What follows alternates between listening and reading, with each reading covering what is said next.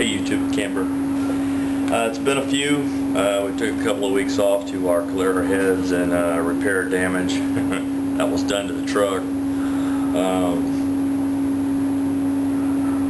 I was stumped by the fact that my mileage had increased by 80% after doing the tweaks and the improvements and the installation of the Hydro Super 2, and then we gradually had a fall off. And I wasn't sure why we were having a fall off. So after keeping it simple, stupid, and going through all the obvious reasons, I decided to dig a little deeper. So we did a tear down on the entire unit, pulled the unit apart, threw it on the bench, and then went through the truck. Now I replaced all the sensors on the truck, and when it came right down to it, I didn't go simple enough. Reality is I ran the truck so lean, and I guess I didn't think I was pumping in that much hydrogen, and I don't know what the fuel air ratio was combined with the hydrogen, but I burned the electrodes off my spark plugs. And these are just standard AC Delco plugs. I wasn't running any 4 electrode Bosch, platinum quads or anything like that. They weren't titanium, they were just your basic, 97-cent AC Delcos. Every bit of the electrode was gone except for a little point of where the electrode is welded to the threaded part on the spark plug.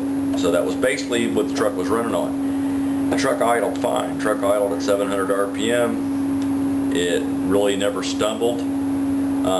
I thought it was stumbling because it was ingesting some of the electrolyte, because when that system gets real hot, it tends to pull a little bit of the foam up through the hose, and there was some moisture in there, and I saw some liquid, and I thought it had ingested some electrolyte, but I don't think that was the case, because when I looked inside the throttle body, it was still for the most part dry. It doesn't have a direct route directly in. It has to go through some filter media before it would even be ingested into the throttle body itself. So that being said, I've changed the plugs. We scoped each cylinder. We brought each cylinder up to top dead center. We wanted to make sure there was no debris on the top of the cylinders. So they were scoped, sprayed with Murphy's oil. Put some Murphy's in the fuel tank. I've pretty much I've DC'd the system for right now until I let this computer readjust. I did order a new amp meter. It's a combination amp meter voltmeter, red LED. The one I have now is just a plain LED. There's no lighting, so when it's dark you can't really read what your amps are. We'll do a little reconfiguring on the dashboard, putting together, but enough of that. Today's video is actually, I know VB Josh put a video out on the COG units, which is a compact oxyhydrogen generator. It's produced and sold by RAE Industries.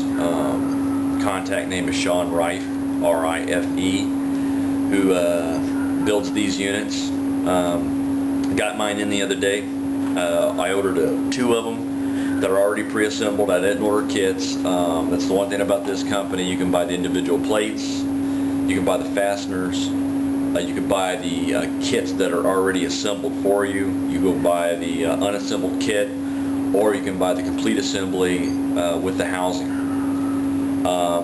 Sean was good enough that he knew I was running a Hydro Super 2 with my unit, and he was good enough to include on the bottom of his COG units is a threaded plug.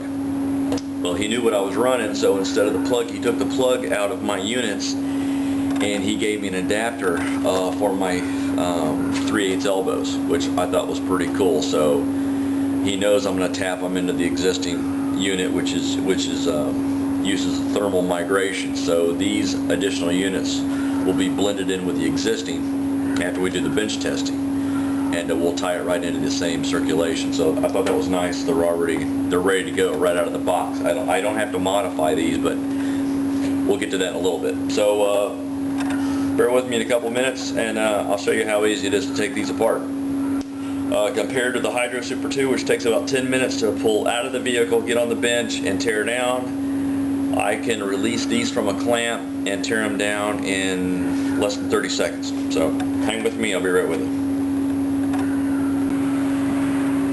Okay, this is the COG Cell, stands for Compact Oxyhydrogen Generator, COG. There's the fitting that Sean was generous enough to put on. If you're not running a thermal migration system, it's threaded, coarse thread. Just stick a plug in, and that acts as your drain plug. In my case, it's two-fold. I can screw this adapter in, and if you notice, this is one of my elbows. That's the elbow for my circulation system. I could screw that right into the bottom. We're good to go. Just put a little goop on it and set it in place. Alright, now you want to know about the teardown on this unit. Well, it's pretty cool. Doesn't use O-rings.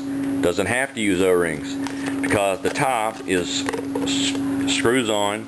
It's got a sharp edge here, and on the inside it has a lip, and the lip locks right in. But here's the cell, 2 inches by 4 inches, 3/16 stainless, CNC machined and cut out with a CNC machine. It's beautiful work. Goes positive, negative configuration.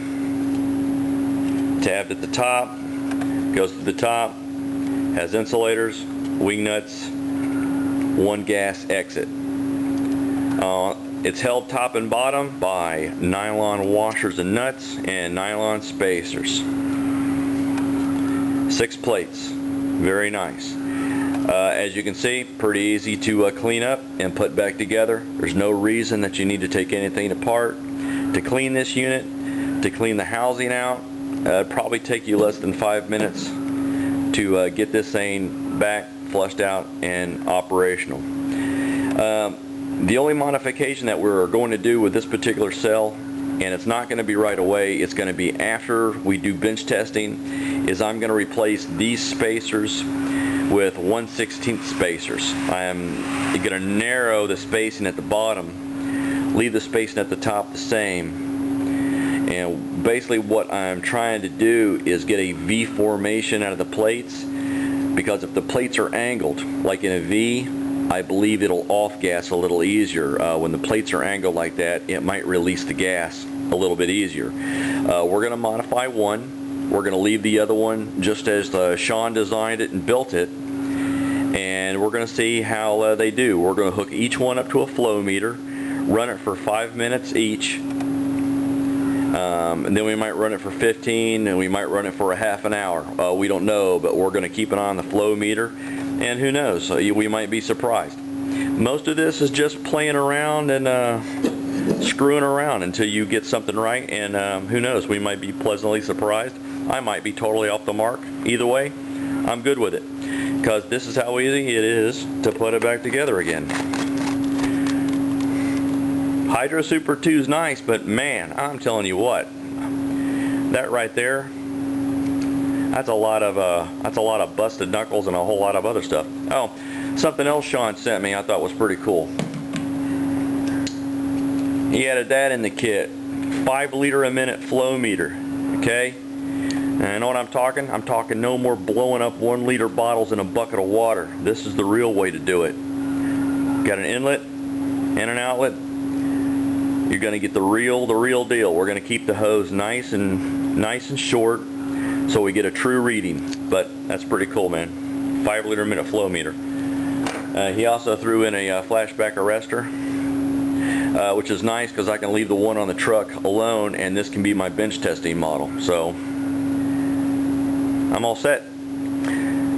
Well, that's it for right now. Basically what's going to happen is I'm going to go have dinner, number 1. Number 2 is I have to work at the station tomorrow. But over the weekend, we're going to get the jig put together, and I'm going to start bench testing. And if you're interested in RE Industries, I I have some of their information that you might be interested in if you want to check out their site.